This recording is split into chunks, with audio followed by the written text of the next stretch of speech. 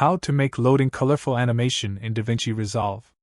Right-click in the media pool and select New Fusion Composition. Double-click on the composition to open it on the Fusion page. Add a background and a rectangle mask. Connect rectangle to background and background to media out. Select the background and change type to gradient. Click on the starting color and choose a color. Click on ending color and choose the same color. For the ending color, decrease alpha to 0. Now go to Image tab and uncheck Auto Resolution. Set width and height to 1000. Select the rectangle and adjust its size to get something like mine, then increase soft edge a little bit. Select the background node and press Shift plus space. Search for coordinate space and add it after the background node. Set shape to polar to rectangular.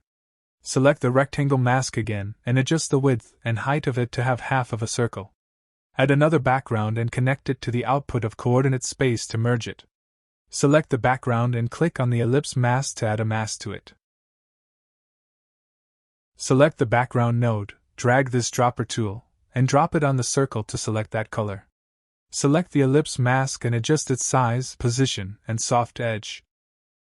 Select the merge node, search for transform, and add it. Right-click on the angle and choose expression. Type negative time. To increase the speed of the animation, put a asterisk and a number like 5, so now the animation is 5 times faster. Select the transform node, search for trails and add it. Select the trails node and set gain to 0.9, and click on Restart button.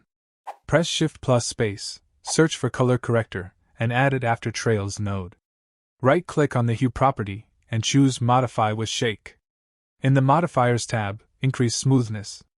Now go back to Edit page, drag the composition into Timeline, and adjust its duration.